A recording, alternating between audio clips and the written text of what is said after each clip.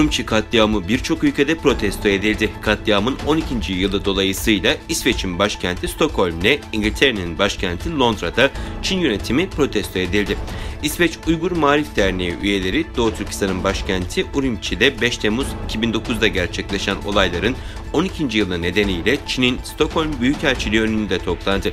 İngiltere'de Çin'in Londra Büyükelçiliği önünde toplanan protestocular da Uygur Türklerinin maruz kaldığı çalışma kamplarıyla yeniden eğitim adı verilen kamplarda tutulması gibi uygulamalara son verilmesini istedi. Uluslararası Doğu Türkistan STK'lar Birliği'nin öncülüğünde Çin'in İstanbul Başkonsolosluğu yakınlarında bir araya gelen Uygurlar ellerinde Doğu Türkistan bayraklarıyla Çin aleyhine sloganlar atarak tepkilerini gösterdiler.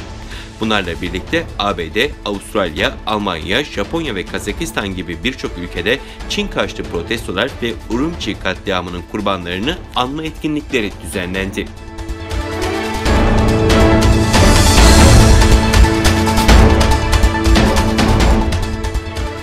Merkezi Almanya'nın Münih kentinde bulunan Dünya Uygur Kongresi 5 Temmuz 2009'da gerçekleşen ve Urumçi katliamı olarak adlandırılan olayların 12. yıl dönümünü anmak için 4 Temmuz Pazar günü bir basın açıklaması yayınladı.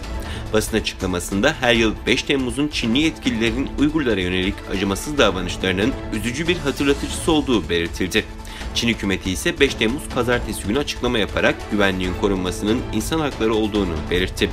Dünya Uygur Konseyi Başkanı Dolkun İsa yaptığı basın açıklamasında son 12 yıldır her 5 Temmuz'da dünyanın dört bir yanındaki Uygurlar Urumçi katliamında Çin hükümeti tarafından şehit edilen kurbanlarını anıyor dedi. Dolkun İsa 5 Temmuz 2009'dan bu yana geçen yıllarda Uygurların tüm temel haklarının ellerinden alındığını keşfettiklerine ve bugünse Uygurların soykırımla karşı karşıya olduğuna dikkat çekti.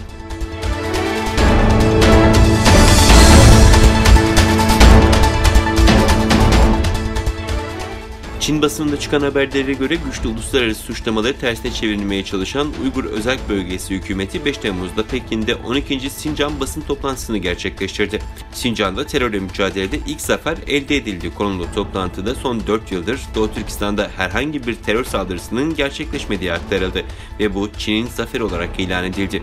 Çin hükümetinin Doğu Türkistan'da son 4 yıldır Naziler gibi devlet terörü yürüttüğüne, toplama kamplarında milyonlarca Uygur'a işkence ettiğine ve hayatta kalanları sıkı takip ederek onları korku içinde yaşamaya zorladığına dikkat çeken analistler, böyle bir durumda Çin'in bahsettiği sözde terör eylemlerinin gerçekleşmesinin mümkün olmadığını söylüyor.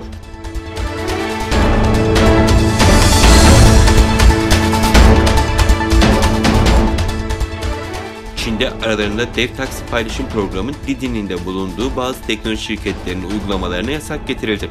Gerekçe olarak şirketlerin kullanıcı gizliliğini ihlal etmeleri gösterildi. Pekin yönetimi yerli teknoloji devleri üzerindeki baskılarını arttırıyor. Ülkenin siber güvenlik kurumu Didi ve 3 ayrı uygulamanın satıştan kaldırılmasına karar verdi. Kurum karara gerekçe olarak şirketlerin kullanıcı gizliliğini ihlal etmesini gösterdi. Karara göre şirketler faaliyetlerini sürdürebilecek ancak yeni kullanıcı kaydı yapamayacak.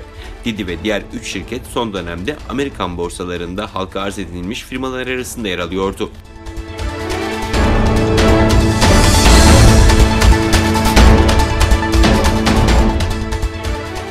ABD'nin Florida eyaleti Miami şehrinde 24 Haziran'da bir kısmı çöken 13 katlı binanın enkazındaki arama kurtarma çalışmalarında 3 kişinin daha cesedine ulaşılmasıyla ölü sayısı 27'ye yükseldi. Miami-Dade ilçe belediye başkanı basın toplantısında binanın enkazında devam eden çalışmalarda 3 kişinin daha cesedine ulaşıldığını ve ölü sayısının 27'ye ulaştığını bildirdi. Başkan enkaz altındaki 118 kişiden halen haber alınamadığını aktardı.